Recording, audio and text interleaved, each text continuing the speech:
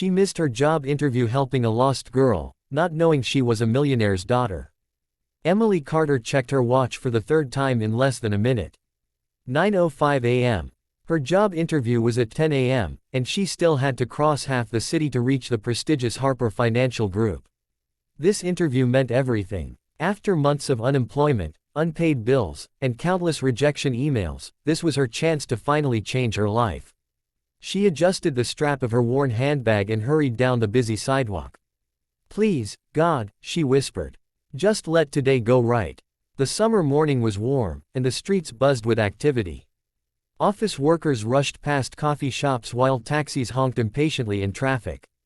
Emily smiled nervously. If she got this job, she could finally stop worrying about rent. She could help her sick mother with medical expenses. She could start rebuilding the future she thought she'd lost. As she approached a crowded intersection, something caught her attention. A little girl stood alone near a bus stop. She couldn't have been older than 6. The child wore an expensive pink dress and shiny shoes, but tears streamed down her face. People walked around her without stopping. Emily slowed. The interview. The little girl. The interview. The little girl. Emily sighed. Her conscience won. She walked over and knelt beside her. "Hey sweetheart," she said gently. "Are you okay?" The little girl looked up with frightened eyes. "I can't find my daddy." Emily's heart sank. "What's your name?" "Sophie." "Do you know your father's phone number?" The girl shook her head. "Do you know where you live?" Another shake. Fresh tears rolled down her cheeks. "I got lost." Emily looked around. No frantic parents. No police officers. Nobody searching. Just a terrified child standing alone. "Don't worry," Emily said softly. "I'll help you." She checked the time again. 9:12 a.m. A knot formed in her stomach. Still, she couldn't leave. Not like this. She bought Sophie a bottle of water and sat with her on a nearby bench. "What does your daddy look like?" "He's tall." Emily smiled. "That narrows it down." Sophie giggled slightly. For the next 20 minutes, Emily tried everything. They asked nearby shop owners. They walked around the area. They searched the surrounding streets. Nothing. No sign of Sophie's father. Finally, Emily called the police. An officer arrived shortly afterward. "Good call," he said. But Sophie immediately grabbed Emily's arm. "Don't leave me." The little girl's voice trembled. Emily looked at her watch. 9:45 a.m. If she left now, she might barely make it. Yet Sophie looked absolutely terrified. The officer noticed. "She seems attached to you," he said. Emily sighed. "I'll stay until her father arrives." The officer nodded gratefully. Most people wouldn't. Emily forced a smile. Inside, panic was building. The interview was slipping away. Minutes passed. Then an hour. Then another. Finally, several black luxury SUVs suddenly pulled up beside the station. Men in suits jumped out. One of them rushed toward Sophie. "Miss Sophie." The little girl's face lit up. "Daddy." A tall man emerged from the lead vehicle.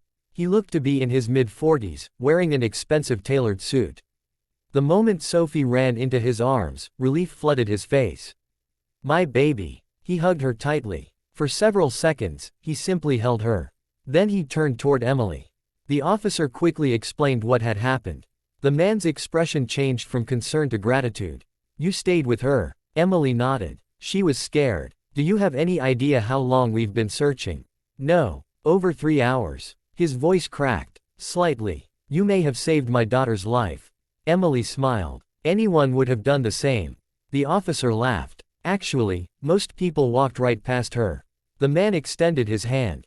"I'm Richard Bennett." Emily shook it. The name sounded familiar. Very familiar. Then realization struck. Richard Bennett. The billionaire entrepreneur. Owner of Bennett Global Holdings. One of the richest men in the country. Emily's eyes widened. "Oh." Richard smiled. "And you are?" "Emily Carter." "Emily, I can't thank you enough." "It's okay." "No, it's not." He reached into his pocket. Emily immediately shook her head. "No reward." Richard seemed surprised. "You don't even know what I was offering." "It doesn't matter. You spent hours helping my daughter." "I didn't do it for money." Sophie's small hand slipped into Emily's. "She's nice, Daddy." Richard smiled. "I can see that." Then he noticed Emily's nervous expression. "Were you supposed to be somewhere?" Emily hesitated. "Actually." "Go ahead." I had a job interview. Richard frowned. Had. It started 2 hours ago. Oh. For the first time, he looked genuinely troubled. You missed it because of Sophie. Emily nodded. Probably. Sophie's face fell. I'm sorry. Emily knelt beside her. It's not your fault. Richard stared at her for a long moment. Most people would have been angry. Most would have complained. Emily didn't. She simply comforted the child. That told him everything. Where was the interview? Harper Financial Group. Richard's eyebrows rose. You were interviewing there? Yes. What position? Executive assistant. Richard became strangely quiet. Then a small smile appeared. I think we can fix this. Emily looked confused. What do you mean? Richard pulled out his phone. He made a call. Daniel, it's Richard. Pause. Yes. Another pause. Harper Financial. Emily blinked. How did he know someone there? Then she remembered. A billionaire knew everyone. Richard continued. I need a favor. Several moments later, he ended the call. Come with me. Where? To your interview. Emily glanced at the luxury SUVs. Seriously. Seriously. 30 minutes later, Emily found herself sitting inside Harper Financial Group's executive conference room. Her jaw nearly dropped when the CEO personally walked in. Miss Carter, he said warmly. Thank you for coming. Emily looked confused. I thought I missed my interview. The CEO smiled. Not anymore. For the next hour, they interviewed her. She answered every question honestly. She discussed her experience, her goals, her skills, her challenges. When it ended, the CEO stood. We'll contact you soon. Emily thanked him and left. Outside, Richard waited. Well, I think it went okay. Richard smiled. I think so too. Sophie's face appeared through the SUV window.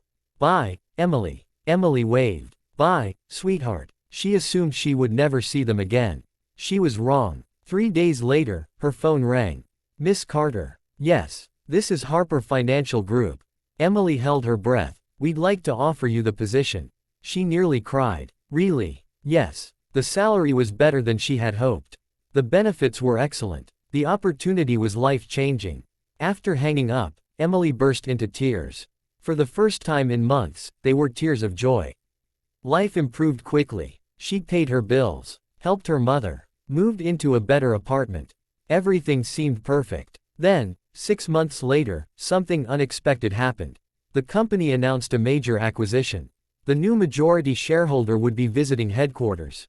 Employees buzzed with excitement. Nobody knew who it was. On the day of the announcement, everyone gathered in the auditorium. The CEO stepped onto the stage. Ladies and gentlemen, please welcome our new chairman.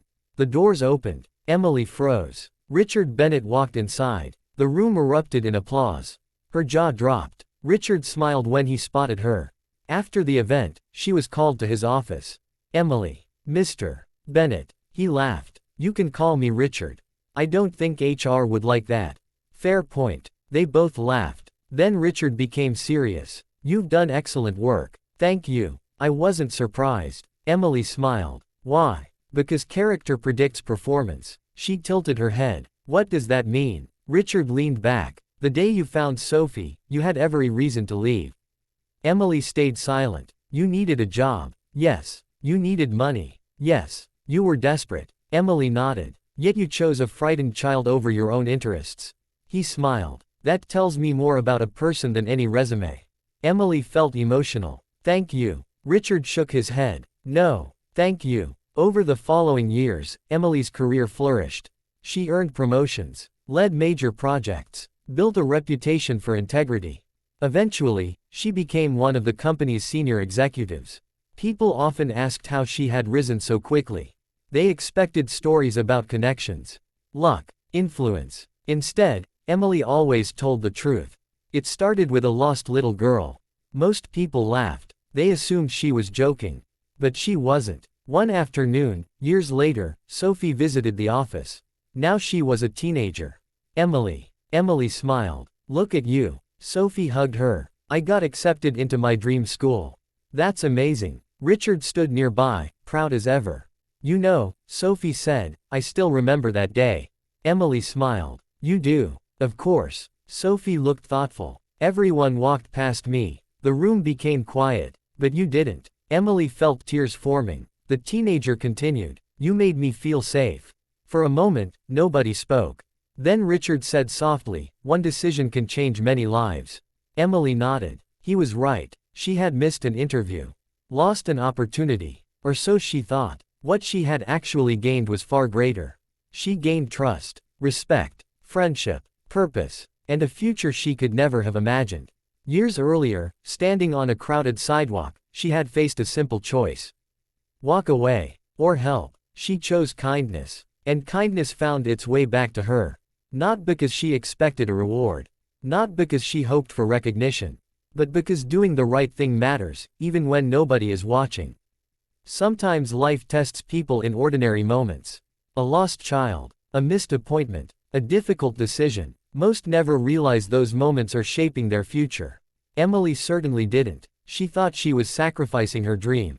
Instead, she was proving she deserved it. And in the end, the opportunity she almost lost became the beginning of the life she always wanted. Because true success doesn't start with talent. It starts with character. And character reveals itself when helping someone else costs you something. That morning, Emily gave up a chance for herself to help a frightened little girl. Years later, she discovered something beautiful. The opportunities we lose for kindness often return as blessings far greater than we ever imagined.